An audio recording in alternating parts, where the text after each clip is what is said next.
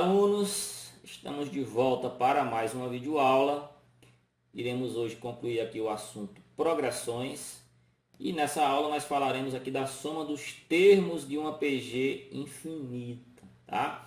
Só diferenciando um pouco aqui do que nós vimos na aula passada.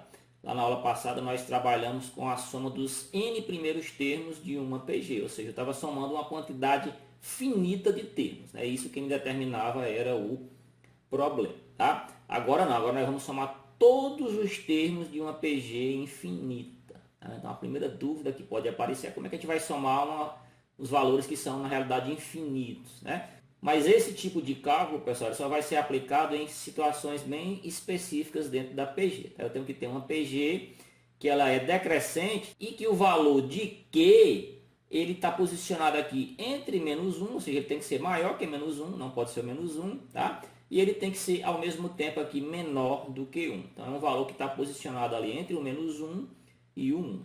Exemplos, por exemplo, aqui 0,5, ele é menor que 1 e maior que menos 1.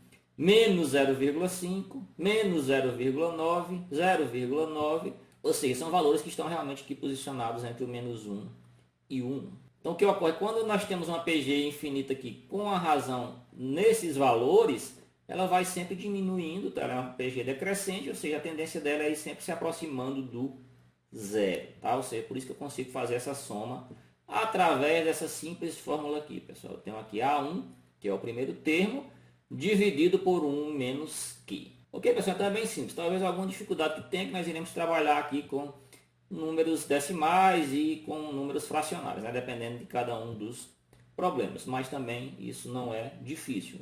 Na realidade, é até bem simples. Tá? É só relembrar o que a gente já viu lá em números racionais. Tá? Temos aqui um exemplo. Determine o valor da soma 20 mais 10 mais 5 mais 2,5 mais 1,25 mais... E aí a gente vai ao infinito. Tá? É uma soma aqui que não tem fim. Mas observem aqui que nessa soma, sempre um termo ele é a metade do seu anterior. Ou seja, aqui, ó, o primeiro foi 20, o segundo foi a metade, que é 10. O terceiro já foi aqui 5, que é a metade de 10. O quarto já é 2,5, que é a metade de 5. E assim, pessoal, nós seguimos esse padrão aqui para os próximos termos dessa soma. Tá, pessoal? Então, isso na realidade é uma PG. Eu posso representar isso através de uma PG. 20,10,5 e aí a gente vai ao infinito, tá bom? Retirando aqui os dados desse problema, eu tenho aqui que o primeiro termo é 20, tá?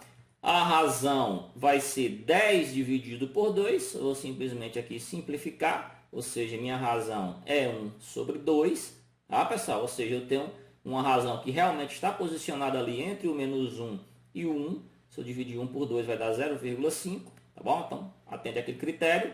Então, a gente pode fazer essa soma através daquela expressão lá que soma todos os termos de uma PG infinita, que é justamente aqui as características que eu tenho nesse problema, tá? Então vamos lá, substituir. O A1 é 20 e a razão é 1 sobre 2. Pessoal, tá aqui, ó, 20 dividido por 1, que é da expressão, já faz parte da fórmula, né?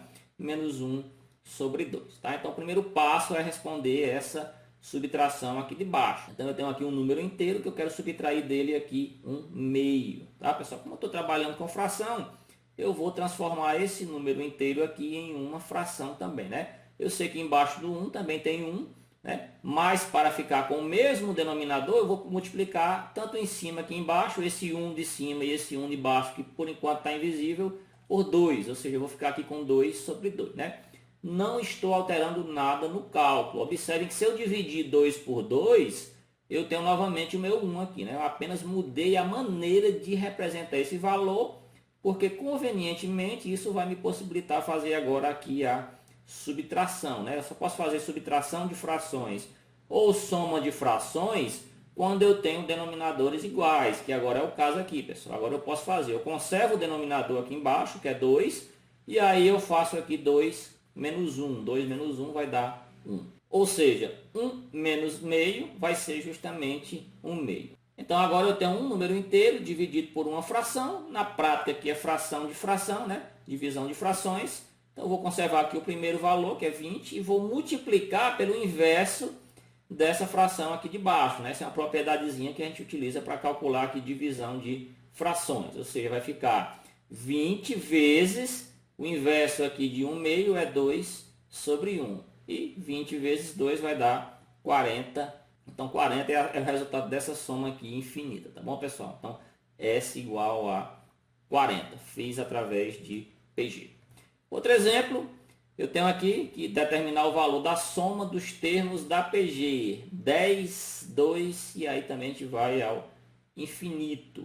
Como ele não especificou aqui a quantidade de termos que eu tenho que somar, obviamente eu tenho que fazer a soma de todos os termos. Eu vou trabalhar aqui com a soma dos termos de uma PG infinita, né? Isso é possível. Observem por quê. Primeiro termo 10, a razão é 2 dividido por 10. Eu fazendo essa divisão, agora não vou mais trabalhar com fração, vou mostrar um exemplo com o número decimal. Está aqui, ó, 0,2, tá bom? A gente vai trabalhar agora com o número decimal para fazer um pouco diferente. Observem que esse valor que eu obtive, 0,2, ele realmente está aqui entre o menos 1 e o 1. Ele é menor que 1 e maior que menos 1, tá bem próximo até do zero. Né? Substituindo aqui os valores, eu vou ficar com 10 sobre 1 menos 0,2, pessoal. 1 menos 0,2 dá 0,8, tá bom, pessoal? 0,8. Então, eu tenho que dividir 10 por 0,8, né? Um macetezinho que eu vou passar para vocês. Eu vou eliminar essa vírgula aqui de baixo. E compensando aqui em cima, eu vou acrescentar um zero nesse 10. Vai ficar aqui 100 dividido por 8, né?